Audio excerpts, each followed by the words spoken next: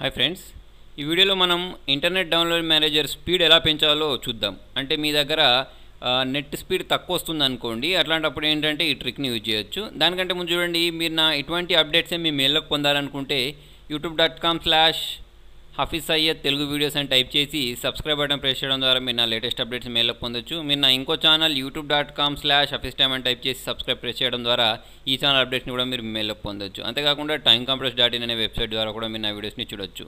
Friends, మీరు కూడా నాలాగే ఇలా స్క్రీన్ రికార్డింగ్ చేసి యూట్యూబ్లో అప్లోడ్ చేయాలి అనుకుంటే నాకు దీనికి సంబంధించి నా దగ్గర ఒక కోర్స్ ఉంది, YouTube plus screen recording course. ఆ కోర్స్ పర్చేస్ చేయాలనుకున్న వాళ్ళు ఇక్కడ పైన స్క్రాల్ అవుతున్న నంబర్కి కాల్ చేయవచ్చు. సరే, ఇప్పుడు చూడండి ఏం చేద్దామంటే ఇంటర్నెట్ డౌన్లోడ్ మేనేజర్ ఓపెన్ చేశాను. నేను ఓపెన్ చేసుకున్న తర్వాత దీని స్పీడ్ని పెంచాలనుకున్నారనుకోండి, ఫస్ట్ మీరు ఏ ఫైల్ని అయితే డౌన్లోడ్ చేస్తున్నారో దాన్ని పాజ్ చేసేయండి. ఓకేనా?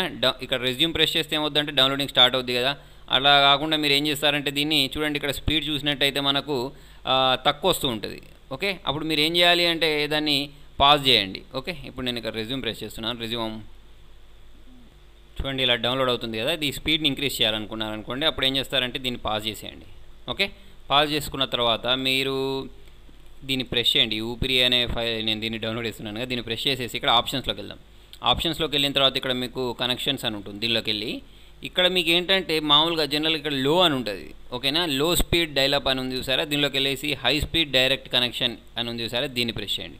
దీన్ని ప్రెస్ చేసుకున్న తర్వాత ఇక్కడ ఈ ప్యాకెట్స్ ఉన్నాయి చూసారా, ఇవన్నీ మ్యాక్సిమం పెట్టుకోండి. అంటే 32 ఉంటే 32 పెట్టుకోండి, ఎంత ఉంటే అంత పెట్టుకోండి.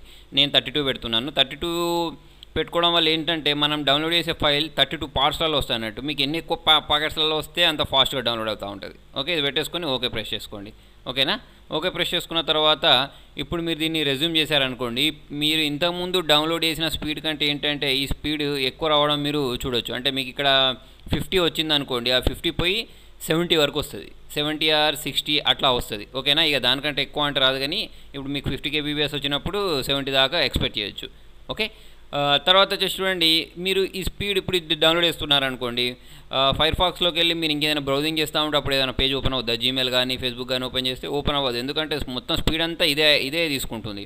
మరి దీన్ని అలా కాకుండా చేయాలి అంటే మీరు ఏం చేయొచ్చు అంటే చూడండి, ఇక్కడికి వెళ్ళేసి ఇక్కడ షెడ్యూలర్ అని ఉంటుంది. దీనిలోకి వెళ్ళేసి మీకు ఇక్కడ ఒక ఆప్షన్ ఉంటుంది డౌన్లోడ్ లిమిట్స్ అని. దీనిలోకి వెళ్ళేసి మీరు డౌన్లోడ్ లిమిట్ని ప్రెస్ చేశారనుకోండి, ప్రెస్ చేసేసి ఇక్కడ అప్లై చేసినట్టయితే మీకు అంతసేపు ఫాస్ట్గా డౌన్లోడ్ అయిన ఫైల్ ఏమవుతుంది అంటే స్లోగా డౌన్లోడ్ అవ్వడం స్టార్ట్ అవుతుంది అన్నట్టు.